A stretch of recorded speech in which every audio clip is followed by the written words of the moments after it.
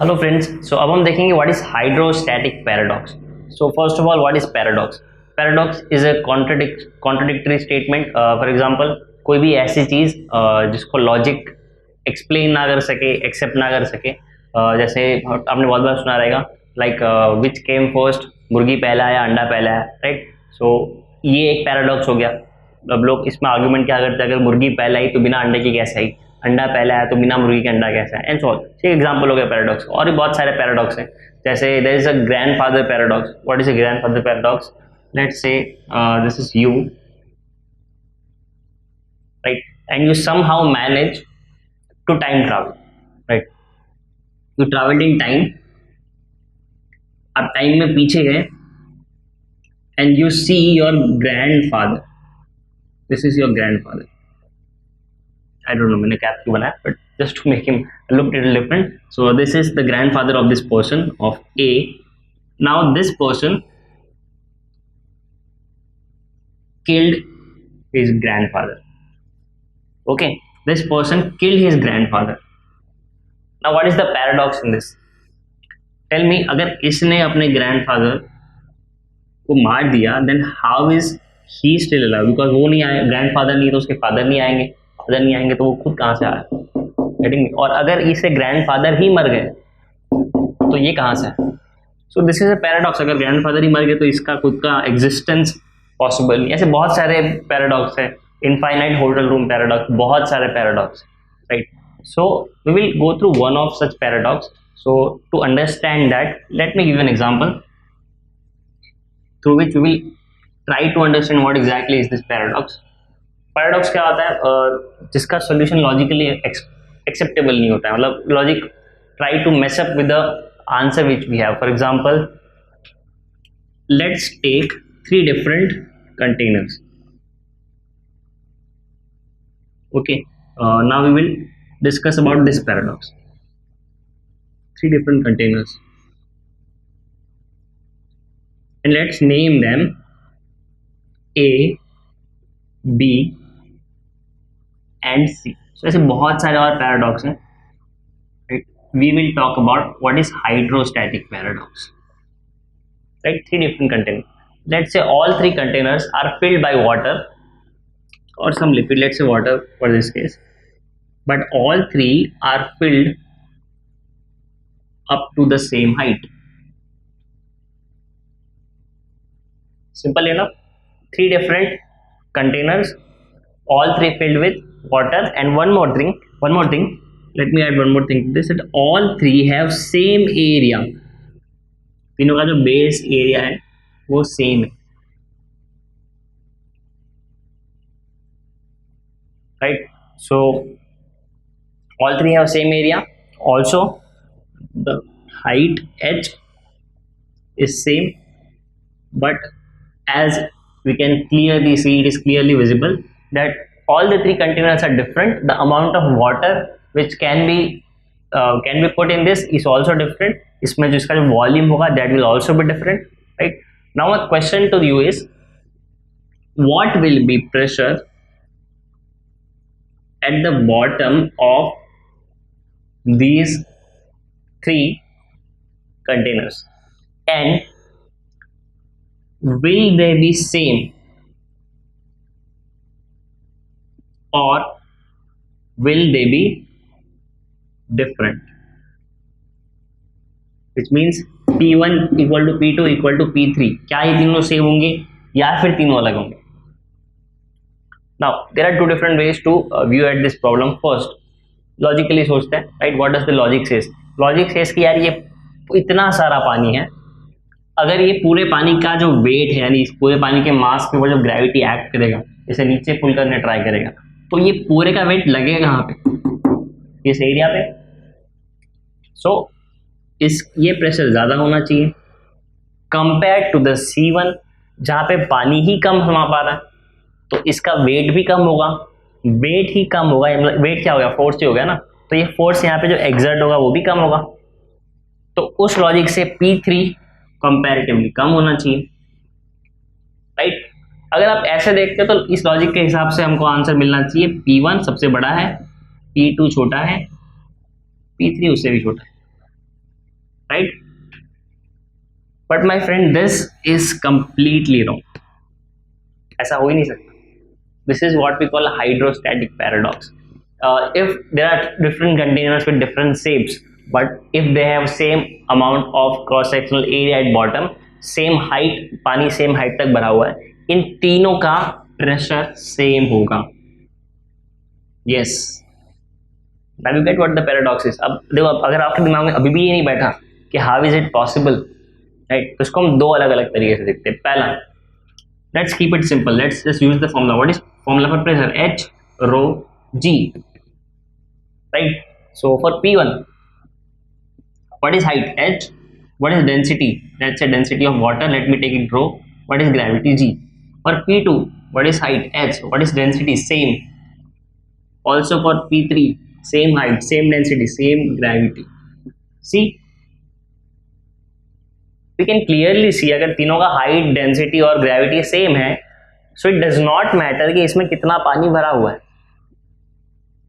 So simply यहीं से हम प्रूव कर सकते हैं कि तीनों में प्रेशर इक्वल होगा, right?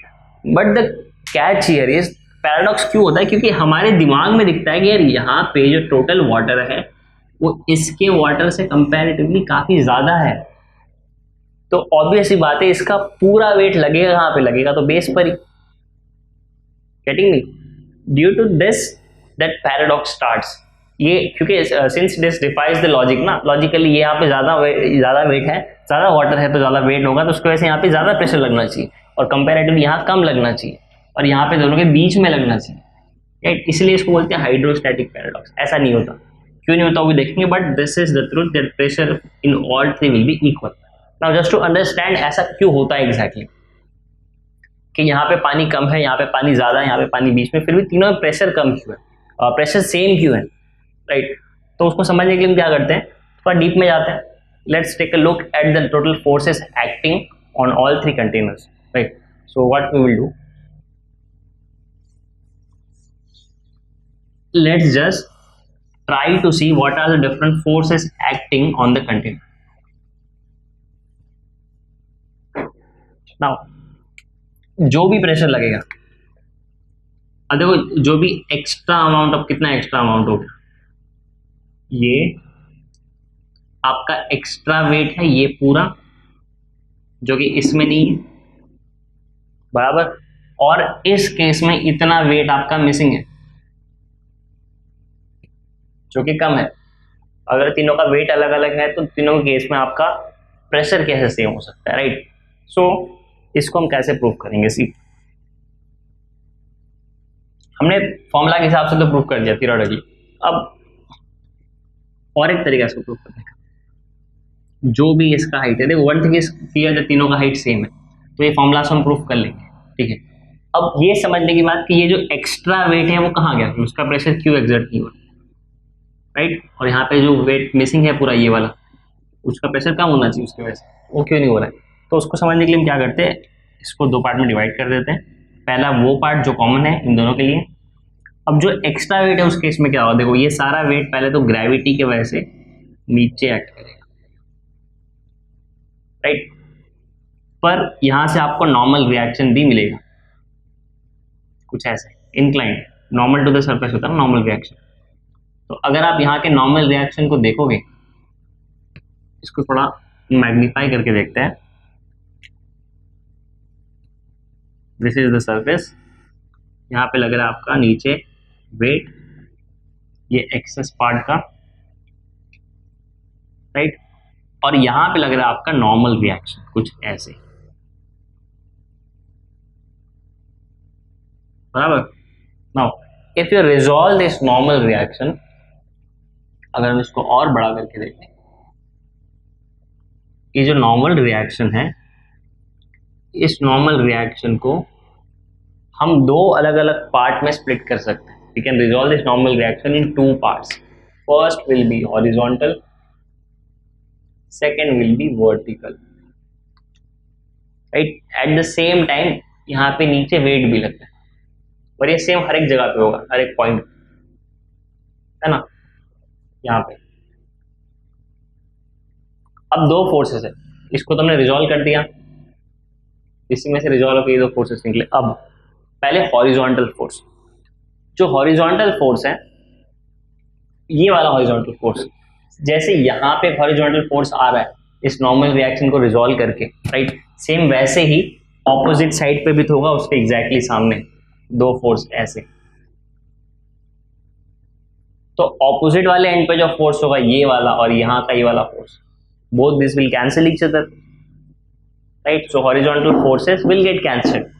Now what I have is vertical forces. Now this vertical forces, what will this vertical force do? ये जो वेट है इसका और ये जो वर्टिकल फोर्स है, ये दोनों एक दूसरे को कैंसिल कर देंगे। Both this will cancel out each other, nullify each other.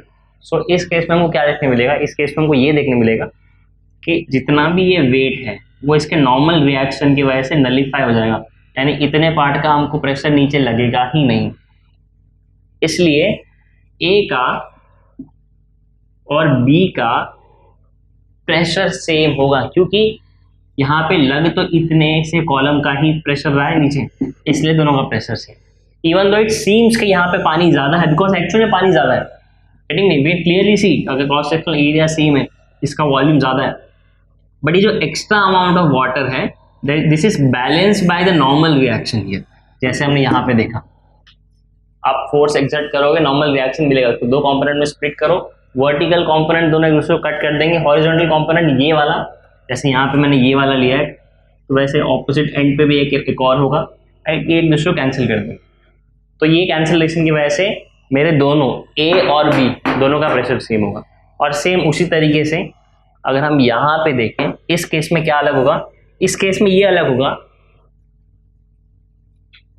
कि यहाँ पे प्रेशर कम होना चाहिए, फिर भी प्रेशर इसके जितना फील हो। सो इसको कैसे एक्सप्लेन कर सकते हैं? सी, अब यहाँ पे इतना ये जो एक्सेस मैंने ये पार्ट बनाया यहाँ पे, ये तो है ही नहीं, फिर भी प्रेशर उसका फील हो रहा है, क्योंकि इन दोनों का प्रेशर सेम है, मतलब ये एक्स्ट्रा प्रेशर कहीं से तो लग रहा है, राइट। तो ये एक्स्ट्रा प्रेशर कहाँ से लग रहा है, ये वॉल जब इस पर प्रेशर लगाएगा तो इसका नॉर्मल रिएक्शन इस केस में नीचे की ओर होगा। ऐसे नॉर्मल रिएक्शन, नॉर्मल का मतलब क्या होता है, 90 डिग्री, सरफेस से 90 डिग्री, ये भी 90 होगा, ये भी 90 होगा, राइट। सो यहाँ पे जो नॉर्मल रिएक्शन लगेंगे किसके वजह से, प्रेशर की वजह से लिक्विड के, क्योंकि मैंने देखा था, हमने बोला था ना, जब भी लिक्विड किसी सरफेस से कांटेक्ट में आएगा हर जगह प्रेशर एक्सर्ट करेगा, तो वो इस पे नीचे सब जगह प्रेशर एक्सर्ट कर दे। ये जो नॉर्मल रिएक्शन है इसको वापस हम दो कंपोनेंट में स्प्लिट कर सकते हैं, ऐसे। सो हॉरिजॉन्टल वाले क्या होंगे, हॉरिजॉन्टल वाले एक दूसरे को कट कर देंगे, horizontal will get cancelled by each other. पर वर्टिकल को कैंसिल करने के लिए यहाँ पे कोई है ही नहीं, मतलब ये जो नीचे वाला एक्स्ट्रा फोर्स है ये लगता रहेगा, और ये एक्स्ट्रा फोर्स की वजह से जितना है उससे ज्यादा प्रेशर एक्सर्ट होगा। तो ये एक्स्ट्रा नीचे जो फोर्स है उसकी वजह से इसका जितना होना चाहिए उससे थोड़ा ज्यादा प्रेशर एक्सर्ट हो रहा है, इसलिए इसका और इसका प्रेशर भी सेम है। So my friends, this is hydrostatic paradox, और ये हमने पहले भी देखा था, हमको पता है कि फॉर्मूला ये है, तो इन तीनों चीज से ही फर्क पड़ना चाहिए और किसी से नहीं पड़ना चाहिए। और हमने यहाँ पे प्रूफ किया कि कैसे इन तीनों का प्रेशर सेम है। इस केस में ये जो एक्स्ट्रा वेट है इसका प्रेशर लगना चाहिए पर नहीं लग रहा है, क्यों, because of the normal reaction by this wall. इस केस में इतना वेट है ही नहीं, फिर भी उसका प्रेशर लग रहा है, कैसे, again due to the normal reaction. उस पर भी नॉर्मल रिएक्शन का सिर्फ एक कंपोनेंट वर्टिकल वाला, हॉरिजॉन्टल वाला तो कैंसिल आउट हो जाता है, right. So this is what we call hydrostatic paradox.